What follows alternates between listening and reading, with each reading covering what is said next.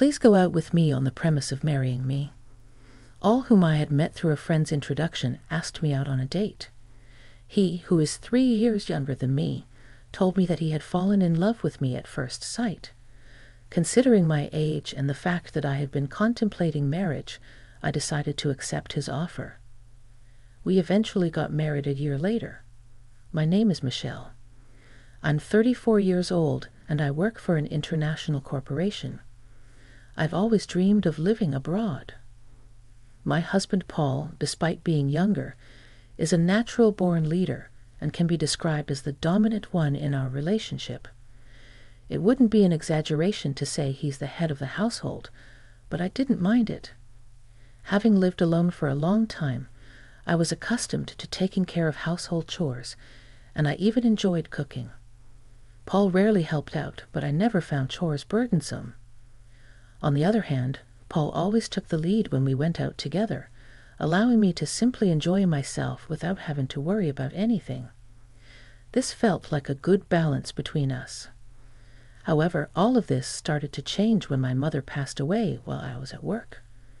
I received a call from my father informing me that my mother's chronic illness had worsened and she had collapsed. I immediately boarded the train and arrived at the hospital in about 2 hours, where I bid a final farewell to my mother. I decided to stay with my father to prepare for my mother's funeral. When I contacted Paul, he said that he couldn't leave work at short notice. He ended up not coming to the wake. He did make it to the funeral, but it seemed that he hadn't made any preparations for mourning attire. I had to hastily arrange a rental outfit for him. He complained incessantly, saying that I should have prepared everything from the beginning. Between my sorrow and being busy, I didn't have the capacity to deal with Paul, so I let his complaints slide. But apparently he didn't appreciate that, as he was in a foul mood throughout.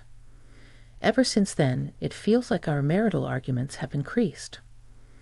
Well, after being married for 3 years, I think it's normal to have some quarrels, but even so, Paul has been picking fights rather aggressively recently. With his persistent domineering attitude, he often dictated what I should do and take care of. I got fed up and even tried refusing a few times, but since he didn't know how things were organized inside the house, even simple tasks like preparing for his own business trips would take a long time. Moreover, he would complain while bustling around the house, making an even bigger mess. In the end, I realized it's easier if I just do it myself. I wasn't being completely obedient. I took care of certain things to save myself the trouble.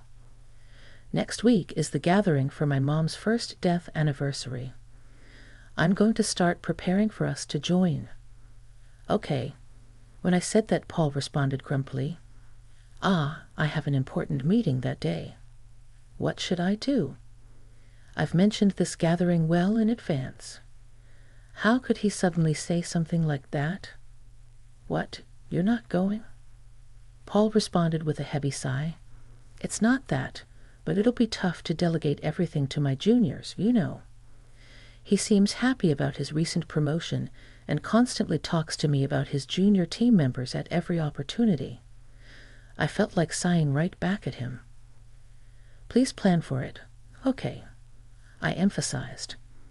It was the day before my mother's first death anniversary gathering when I got home from work. Paul was sulking and drinking beer in the living room. I'm sorry I'm late. I had to work overtime. I'm sure he's in a bad mood because I came home late, causing a delay in dinner preparation. I've been waiting here for an hour, just as I thought. But it's just 1 hour, isn't it? If he couldn't prepare his own dinner, he could have gone out to buy something. I did let him know what time I'd be home, though. He could have taken some initiative and done things on his own. Suppressing the urge to say all that, I handed him a take-out box. I thought it'd take too long if I cooked, so I picked this up on my way home instead. In response, Paul slammed a glass filled with beer onto the table. Take out again. Aren't you slacking off a bit too much lately? Again, the last time I'd brought home takeout was about 2 weeks ago. Sure, I've been busy lately, and maybe I haven't been cooking a feast every day. Nevertheless, I'm mindful of maintaining a balanced nutritional intake and rarely rely on prepackaged items, though I don't think I deserve that kind of criticism. As I was considering whether to retort or not, Paul, misunderstanding something, decided to pour salt in the wound. Can't say anything because it's true, huh? Do your chores properly. You've been coming home late lately, saying you are working overtime. You're probably just out having an affair, Paul shouted. His words sparked a flare of resentment that had been building in me. Enough is enough. If you know I'm working late, the least you can do is prepare dinner for us. It's fine if you can't cook. Picking up some takeout isn't too hard to do, is it? I always make sure to inform you when I'm going to be late, and even with the business, I take care of all our household chores. There's no need for that kind of tone. Paul gave me a glare. You're 3 years older than me, you know. I could have married a woman in her 20s. But I chose an older woman. Show some gratitude and do as I say. There's no one else who would want you, so you'd be in trouble if I were to leave, wouldn't you? Did he really just say that? I was ticked off and couldn't hold back any longer. Then you should have married a younger woman when we started dating and before we got married. Didn't I ask if you were okay with me being older? You said it was okay, and that's why we got married. Even without you, I could have managed my life. Paul laughed mockingly at my words. Whatever, let's get a divorce. With that, Paul took his beer and the take-out box and retreated to his room. We've had our share of arguments, but this was a first. I was done with him. I decided to eat my take-out dinner to calm my nerves. He must have been irritated because he was hungry. That's what I thought as I filled my stomach, but I couldn't settle down. After all, I couldn't believe this was happening the day before my mother's first death anniversary. After some time had passed, I called out to Paul from outside his room. We need to leave by 8 a.m. tomorrow. So I'll wake you up around 7. There was no response, but I could sense that he was awake, though he must have heard me. With those words spoken, I went to sleep. The next morning, when I woke up early, Paul was already gone. The bags I had prepared were still in the room. It didn't seem like he had headed to the gathering without me. Where did he disappear? I called his cell, but there was no answer. There was no response to my texts either.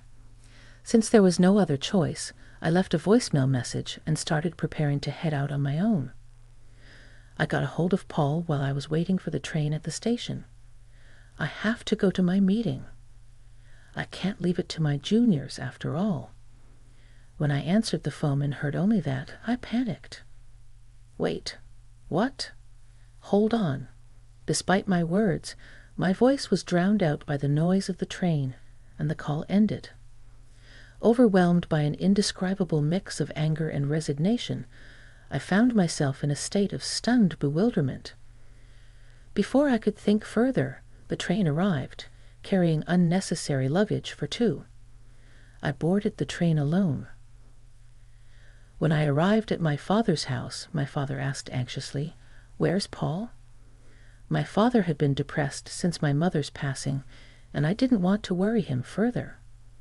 I took a deep breath, managed to put on a smile, and said, "Sorry, he got called into an important meeting.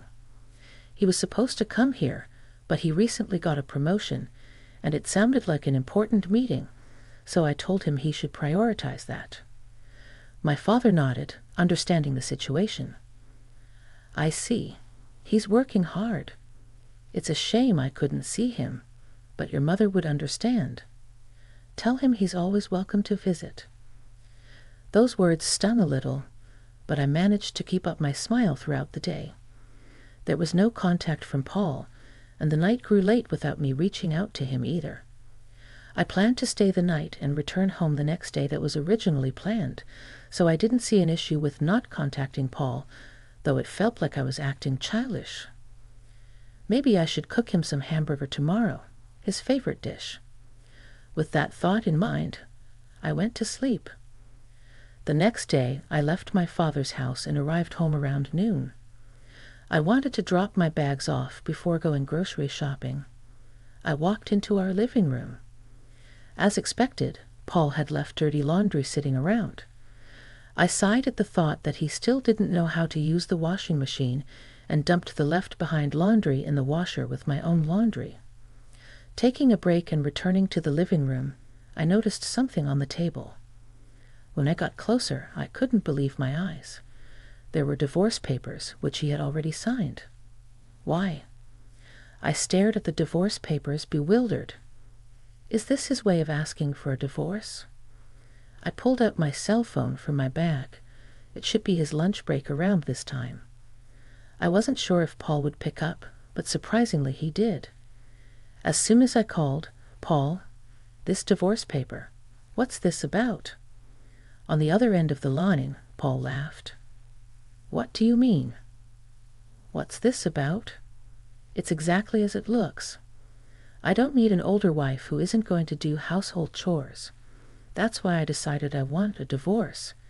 If I break up with you, I can even remarry a younger woman. At the end of the day, a wife is like a status symbol, right? I can't brag about you because you're older. It's quite challenging when my team members ask me about you, and evading the topic is no easy task." I was at a loss for words. I had nothing to say. "If you don't want a divorce, then start doing your chores properly. I'm coming home as usual today, so don't forget to get some beer, all right? If you don't like that, take the divorce papers to the family court. It's up to you." With that, he hung up. The call ended without me getting a word in. I guess this is what it feels like to be too shocked to speak. Paul probably thought that if he said that, I would comply. I only did the chores. Because I didn't like to ask or beg him to do things, he must have thought all this time that I did it because I didn't want him to leave me. He must have thought I wouldn't stand up to him because he's the dominant one. Being married to a younger husband is sometimes envied, but really, there's nothing notable about it. I often found myself emphasizing the fact that my husband is younger. He's average in looks, average in personality, and earns an average income. There's nothing unique about him, though saying he's younger was just convenient. When we got married, I was worried about the age difference, but now we're both in our 30s, and he's only 3 years younger. If there was a decade or so between us, I might feel more affectionate in it, but it feels bad to be continuously called an older wife when we're practically the same age. I grabbed my bag and headed straight to the family court. When I submitted the divorce papers, I felt a sense of relief. I thought we were getting along fairly well, but that's over now. I can live without Paul. With that thought in mind, I felt a sudden sense of lightness, prompting me to contact my boss and request a few days of paid leave. Thankfully, the busy season at work had just ended. Though he allowed me to take about a week off, since I'm divorced now, I needed to sort out my belongings. I didn't have much stuff to begin with, so cleaning up was a breeze. I took the bigger items to a storage unit, packed my essentials and clothes in the car, and on a whim, I decided to head to a hot spring resort. It seemed to be the off-season for hotels too, so I was able to book a stay at a cheap rate on the spot. I felt the excitement as I drove, as I enjoyed the hot springs and relaxed in my room. My phone rang. "Michelle, I told you to get beer, didn't I? Where the hell are you?" "Ah, it's Paul's usual time to come home." I remembered hearing those words and found it amusing. I'm at a hot spring resort right now. What? A hot spring resort? Why? What's going on? Didn't you say to file the divorce papers? If I didn't agree with you. The flustered image of my ex-husband surfaced in my mind, and my laughter intensified. Hold on, did you actually file it? Of course I did. Why? Why do you ask? It was your idea, Paul. Have you forgotten what you just said a few hours ago?" Then I heard his clearly perturbed voice. "Hey, you're joking, right? When you say hot spring resort, did you mean you went to some spa nearby? If that's the case, I'll pick up dinner, so just hurry back home." I couldn't stop laughing at the sudden, seemingly affectionate tone as he was proclaiming to be a caring husband. It was probably about an hour and a half of driving. There's even an outdoor natural hot spring. It's quite comfortable. I wonder if it will rain cats and dogs tomorrow. Since you're going out to buy your own dinner, I've already taken my belongings out so that you won't have to worry about me coming back. Please take care of yourself." Paul was pleading desperately for me to return, but of course I had no intention of going back. "You're the one who prepared the divorce papers in the first place. Have you forgotten? It was blatantly obvious that you were using the threat of divorce to control me. I told you I could live without you. Now that you've divorced your older wife, you can go find a younger one, whether you can or not. I don't know." Paul was completely silent. It might be none of my business. "But you should probably consider moving out of that apartment too." Finally, Paul found his voice again. "Why should I?" His voice was barely a murmur. "Think about your income. You'll go bankrupt soon if you keep living there. You can't clean, do laundry, cook. You'll have to use a housekeeping service and eat out. Right? That costs money. It would be a problem if most of your salary went into rent. You thought you were the one providing for me, but my salary is actually almost double yours. You were never providing for me. If anything, it was the other way around. Also, you were acting all confident just because one junior came along. But did you know that I have multiple juniors working under me, and even more juniors working under them? I don't usually talk about work because Paul gets moody, but I outranked him in both position and salary. You'd think he'd notice after living together, but it seemed like he was fine finding out for the first time. Perhaps Paul, being the dominant and proud man he is, kept his ego intact by looking down on me. Now that he can't look down on me, he must be feeling defeated. I've shattered his pride as payback for all these years. The reason I took care of household chores without complaining, even though you acted like a domineering husband at times, was partly because you were younger and I cut you some slack, and partly because it was too much hassle to ask you for anything. It's not because I needed you to stay with me. I was just taking care of your needs while I was at it with my own chores. So when you said do the chores or re-divorce, of course, I chose divorce. We're strangers now. Goodbye." Then I said all I wanted to say and hung up, feeling refreshed. I enjoyed the hotel's food afterwards. As expected, Paul reached out for reconciliation, but I told him with a smile, "I'm older than you. I'm sure you don't want me back." Presumably he wasn't successful with younger women. Eventually, Paul gave up and moved out of the apartment. I hired a lawyer for the division of assets, demanding more to compensate for the burden of household chores that had been imposed on me until now. Paul, being cheap, didn't hire a lawyer, and so I had the upper hand. With my lawyer, we were able to reach an agreement with favorable conditions for me. By the way, it seems that Paul's only junior had been complaining to others about how poor his leadership was, to the point that he couldn't even consider him a boss. Paul overheard this, and they are currently in the midst of a dispute. He should have known how important it is to take care of your own junior. As for me, I had been offered a position at our overseas headquarters. I had been declining due to the current circumstances and out of consideration for Paul, but I finally decided to take on the opportunity.